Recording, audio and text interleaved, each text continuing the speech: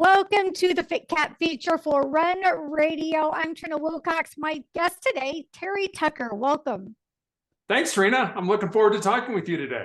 You are full of energy and you just have a great outlook on life. And I was reading through some of the things that you've experienced and been through, and you've had quite a few several obstacles to jump over and through. So tell me a little bit about that, how you've coped and how you keep a good head about it.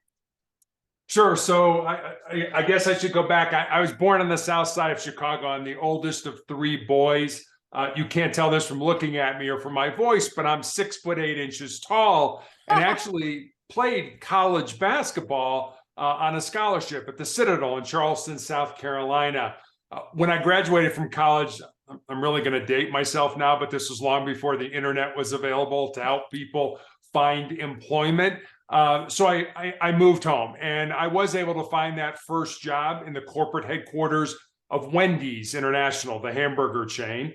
That was the good news. The bad news is I lived with my parents for the next 3.5 years as I helped my mother care for my father and my grandmother, who were both dying of different forms of cancer. Professionally, as I said, started out in marketing at Wendy's, moved to hospital administration, and then made a major pivot in my life and became a police officer. And part of what I did during my law enforcement career was I was a SWAT team hostage negotiator. After law enforcement, I started a school security consulting business, coached girls high school basketball, became an author in 2020. But for the last almost 11 years now, I've been battling a rare form of cancer, a rare form of melanoma. And then I guess just finally, my wife and I have been married for 30 years. We have one child, a daughter, who's a graduate of the United States Air Force Academy and is an officer in the new branch of the military, the Space Force. Oh, how neat. How exciting. We're very proud. My goodness. And then just, wow, it's a bold task to decide to pivot in careers. So how was that for you? Were you scared, or were you just like scared of not trying? Well, I think there's sort of a backstory. And so the backstory is my grandfather was a Chicago police officer from 1924 to 1954. So was in Chicago during Prohibition, when alcohol was outlawed in the United States, during the Great Depression in the late 1920s, early 1930s, and when the gangs, Al Capone and those guys, were shooting up the town. And he was actually shot in the line of duty. It was not a serious injury. He was shot in the ankle. But my dad was an infant at the time, and he always remembered the stories my grandmother told of that knock on the door of, Mrs. Tucker, grab your son, come with us, your husband's been shot. So when I expressed an interest in going into law enforcement, my dad was absolutely not. You're going to college, you're going to major in business, you're going to get out, get a great job, get married, have 2.4 kids, and live happily ever after. Mm-hmm. But that's what my dad wanted me to do. And as I mentioned, when I graduated from college, my dad was dying of cancer. So I had a choice. I could have said, sorry, Dad, I know you're dying, but I'm going to go blaze my own trail. Or out of love and respect for you, I will do what you want me to do. So understanding that backstory, you look at my resume, it's like, yeah, I went into business because that's what my dad wanted. And I sort of joke, I did what every good son did. I waited until my father passed away and then followed my own dreams of being in law enforcement. So was it scary? A little bit, but I felt, I was older. I was a 37-year-old rookie police officer. I took a whole lot more Tylenol in the police academy than the younger counterparts that I was with. But it was what I felt my purpose was, and I was very glad I took the jobs in business because it gave me some life experience that I was able to bring to law enforcement. Did you feel like you were kind of being a little spiteful, or how did that feel, knowing your dad didn't want you to do that, but then also, like you said, you were respectful while he was alive? What was that like? I mean, my dad was my hero. I sort of always feel sorry for my mother because she was the only, female, the only woman in the house. I mean, it was 3 boys, 3 sons, and dad, and my dad was my hero. And I know what he did out of love and concern for me. It was not out of, I know you want to do this, so I'm going to make sure you don't do it. It was just, hey, I want something that's better for you. But I never felt like law enforcement was something that I was taking a step back or a step down to do. I think we need good people in that. I think we need smart people. I think we need committed and dedicated people to do that work. It's not a fun job. I mean, I had a lot of fun doing it because I worked with great people, but it was, my parents really taught us the value of family, of loving each other, caring for each other, and supporting each other. And my parents used to do what I would call divide and conquer parenting. My brothers and I were all in athletics. So, I had a game on a night at this time, and my brother had a practice on the same night at that time. So dad would go to this and mom would go to that. And my parents just taught us what family was all about. And so it wasn't a hard decision to say, okay, dad, I'll do what you want me to do, because you taught us about family. But, at a certain point in time, you've got to live your life. You've got to live the life that you believe is right for you. And you can't spend your life worrying about, what other people think about it, even if that is your parents. Absolutely. Well, now you help other people find their uncommon and extraordinary lives. Tell me a little about that. Yeah, that's something, when my dad was dying, he had end-stage breast cancer. And at the time in the 1980s, they did not know how to treat men with breast cancer. And so they pretty much told him to go home and die. And he lived another 3.5 years. And I believe he did because he had a purpose. He was in real estate and he worked up till 2 weeks before he died. And I just sort of, took note of that and sort of followed it in the back of my brain, saying, when it's my turn in the barrel here, as we all unfortunately experience, I need to have that purpose. I need to have something that I'm doing with my life. And so when I got cancer 11 years ago, I really haven't been able to hold any kind of a job because of all my therapies and, being out for a week and things like that. I needed something to do. I needed to try to find a purpose in life.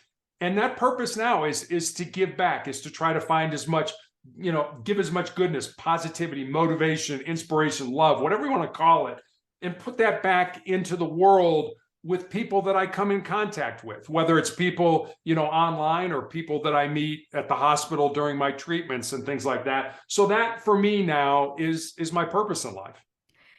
You seem like you are on the go constantly. What's it been like having to get treatments and then, adjust?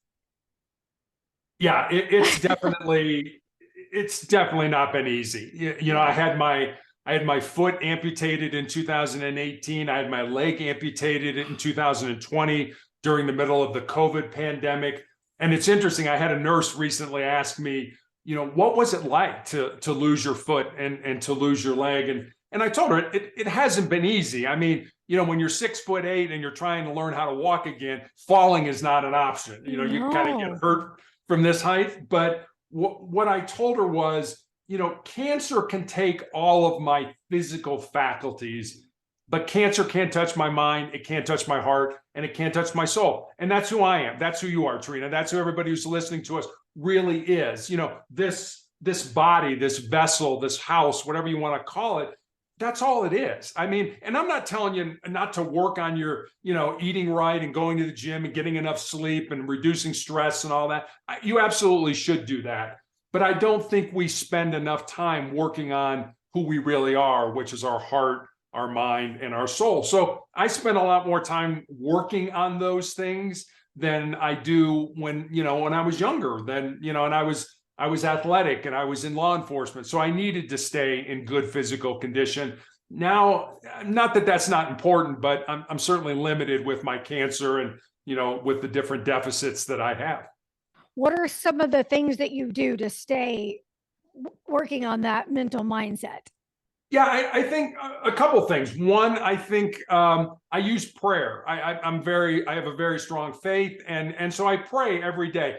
And I'd be lying to you if I told you I didn't pray for myself. I absolutely do. I'm trying to get that miracle like everybody else. But there have been so many people that I've met along this journey that have, will you pray for me? Will you pray for my family? Absolutely. So I spend a lot of time doing that. The other thing I do is I use humor as much as I possibly can. Whenever I go every 3 weeks for an entire week for treatment for the tumors that I still have in my lungs.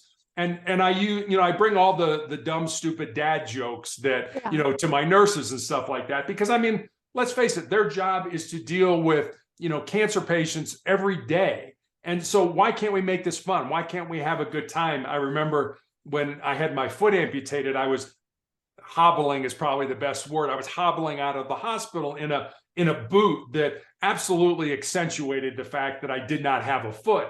And there was a woman who was at the exit, and she was, and I don't even know if she was doing this, she was staring incredibly hard at me, and I'm looking around like, is she looking at me? And there was nobody else there. So she was. So as soon as I got to her, I turned, I looked her right in the eye, and I said, don't worry, it'll grow back. And then I kept walking, and I looked over my shoulder, and she had this look on her face like, will his foot grow back? I mean, wow. He thinks that's happening. Yeah, exactly. And, so sometimes you got to laugh at the experience. Yeah. You got to find humor in your misery. And I try to do that as much as I can. Man, that it is tough to do though. It really is. So I'm proud of you for doing that and sharing that with other people. Talk about your writing. When did you dive into that? When did you decide to put a book together? How did you publish? Sure. So I wrote my book, Sustainable Excellence, the 10 Principles to Leading Your Uncommon and Extraordinary Life, published it in 2020. The book was really born out of two conversations I had. One was with a former player that I had coached in high school, who had moved to the area in Colorado with her fiance, where my wife and I live. And the four of us had dinner one night. And I remember saying to her after dinner that I was really excited that she was living close and I could watch her find and live her purpose. And she got real quiet for a while. And then she looked at me and she said, well, Coach, what do you think my purpose is? I said, I have absolutely no idea what your purpose is, but that's what your life should be about. Finding the reason you were put on the face of this earth, using your unique gifts and talents and living that reason. So that was one conversation. And then I had a young man on social media who reached out to me and said, what do you think are the most important things I need to learn or I need to know to not just be successful in my job or in business, but to be successful in life? And Trina, I didn't want to give him the, get up early, work hard, help others. Right. I mean, not that those aren't important. They are incredibly important. But I wanted to see if I could go deeper with them. So I took some time and eventually kind of had these 10 ideas, these 10 thoughts, these 10 principles. And so I sent them to him. And then I stepped back and I kind of looked at it like, well, I've got a life story that fits underneath this principle, or I know somebody whose life emulates that principle. So literally during the 3 to 4 month period where I was healing after I had my leg amputated, I sat down at the computer every day and I built stories, and they're real stories about real people underneath each of the principles. And that's how the book was developed. And then I, like you said, I needed somebody to publish it. And I had no idea how to go about doing that. And I fortunately had a former law enforcement friend of mine who said, hey, you should talk to this guy. His name's Scott Silveri. And Scott has he was a former law enforcement officer. And one day he was a police chief in Louisiana. And one of his buddies said, hey, will you come out to California and put on a presentation for authors that want to understand police tactics so they can use them in their books when they write? And he's like, yeah, sure, free trip to California and do this.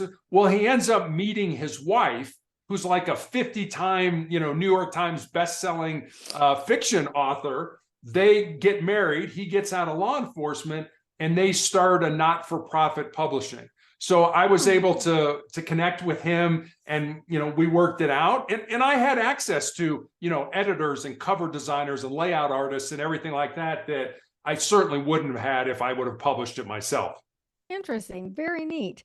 Tell us again the name of it and where we can find it. The name is Sustainable Excellence: the 10 Principles to Leading Your Uncommon and Extraordinary Life. And you can find it anywhere you get your book online, Amazon, BarnesandNoble.com, Apple iBooks. It's pretty much everywhere out on the internet. Can you share one of the principles with us? Sure. I'll give you the one that resonates with me the most. And okay. That's the fun thing about being the author. I wrote the principles, but when people reach out to me, there's always one that resonates with them. And the principles are not in any order. Number 1 is not any more important than number 7. But the one that resonates with me, and in a way, I'm kind of ashamed to say this because I've done this many times, is the principle is this: most people think with their fears and their insecurities instead of using their minds. And I know I've done that in my life. I know I've like, I should do this. Oh, wait a minute. What are people going to think about me? Or do I have enough knowledge or information to do that? That's thinking with our fears and our insecurities. That's not thinking with, well, this would be a good thing for me to do. Whether I'm successful or not, I'm going to learn something from it.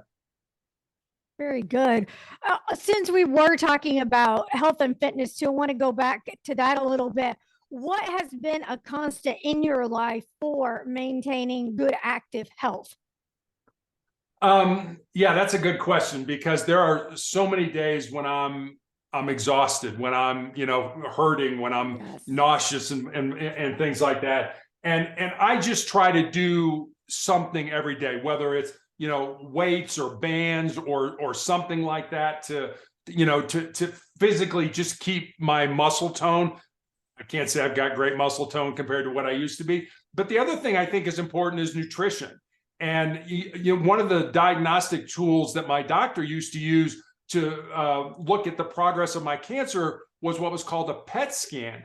And the idea behind that is they would inject radioactive sugar into you, with the idea being that cancer cells have a higher metabolism and they will pick up that sugar at a greater rate or a greater propensity, and they will glow. You will see it on the scan, so they know where the cancer is. Well, I didn't think it took a genius to figure out that, well, maybe I had to cut as much sugar as I possibly can out of my diet because of that. So I do that. I try to eat a more keto diet. If I'm going to eat sugar, it's going to be natural sugar, in fruits or something like that. Proteins, just a cleaner diet than I'm old enough that I was brought up on, processed foods and fast foods and things like that.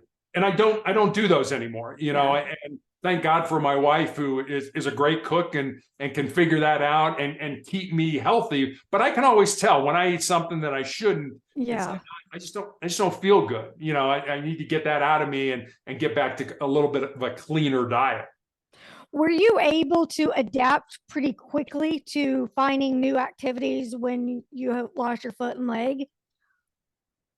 Not particularly. I Okay. mean, I have this amazing prosthetic leg that it literally has a microprocessor in the knee. I plug it in at night. It has a gyroscope in the calf, so it knows whether I'm in front of the leg or I'm behind the leg. I mean, the technology is amazing, but it takes so much energy to use that leg. I mean, your